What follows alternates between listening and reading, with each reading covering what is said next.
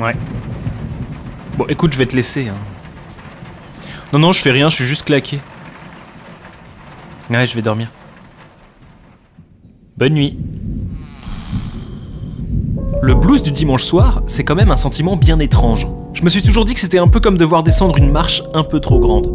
Comme si le lundi était inatteignable et qu'il fallait passer par un immense vide avant d'y parvenir. Un peu comme une sorte de passerelle entre deux univers différents. Ouais, j'abuse, ouais. Et c'est sûr que moins on supporte notre routine, plus les blues seront abusés. Donc en général, le dimanche soir, il y a deux choix. Soit tu vas te coucher et tu mets fin à cet état d'angoisse, si tu y arrives, mais du coup le lundi arrive plus vite dans ta gueule. Soit tu continues à veiller pour repousser le lundi, mais le truc c'est que plus tu veilles, plus t'as de chance d'être dans le méga void.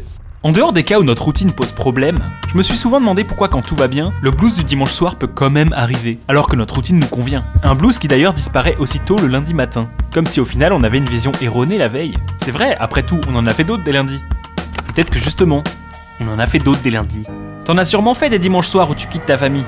Ou alors des lundis où tu reprends un taf méga chiant ou t'as un examen qui va définir la moitié de ta vie. Du coup, peut-être que le blues du dimanche soir qui apparaît quand tout va bien, c'est un peu une mini situation post-traumatique de tous les autres dimanches soirs que t'as déjà vécu. Un truc qui nous replongerait dans des instants suspendus par le temps.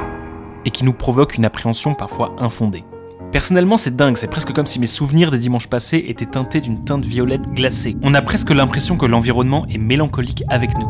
Du coup, quand ça nous arrive et que tout va bien, le problème c'est pas la reprise du travail, mais c'est la période d'anticipation. Une anticipation pour un truc finalement pas si grave, dans la plupart des cas. Et perso, c'est ça que je vis plutôt mal, cette inactivité. Ce moment de solitude où on se repasse tous nos souvenirs en boucle. Où on remet presque tout en question.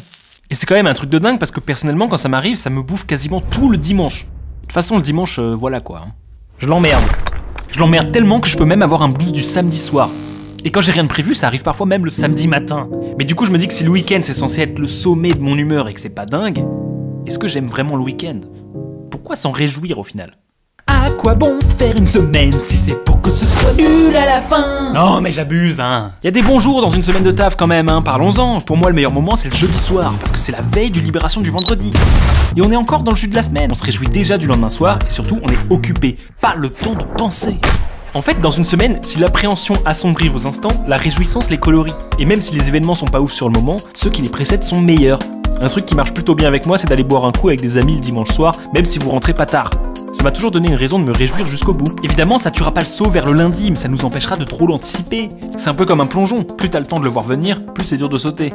Et à force de faire ça, on peut progressivement se réjouir du dimanche soir. Parce qu'on va avoir plus en plus de bons souvenirs des dimanches soirs que des mauvais. Et peut-être bien qu'à un moment, le blues disparaîtra, hein. J'en sais rien mec, à toi de voir. Encore une fois, tout ce que je dis là, ça s'applique pas quand t'as un taf qui te pourrit la vie, hein. Dans ce cas-là, le problème c'est pas le dimanche soir, c'est le boulot. Mais vous savez ce qui est le plus incompréhensible avec ce blues? En étant moi-même hors du système des semaines de 5 jours, en étant freelance, évidemment c'est génial, hein, mais parfois, j'éprouve même une nostalgie face à ce sentiment. Je suis quelqu'un qui accorde vachement d'importance aux ambiances et aux ressentis, et peut-être qu'au fond ces moments difficiles sont nécessaires pour renforcer les moments de bonheur. Vous allez peut-être me dire qu'au final, en étant dans l'anticipation et la réjouissance, je ne vis pas vraiment le moment présent.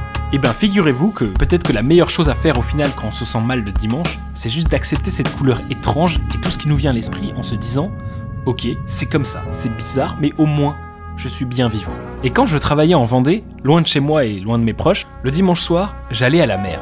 Et ce sentiment de blues donnait, il faut bien l'avouer, une belle couleur aux vagues. On aura beau dire ce qu'on veut, le dimanche soir, ça reste quand même assez inspirant.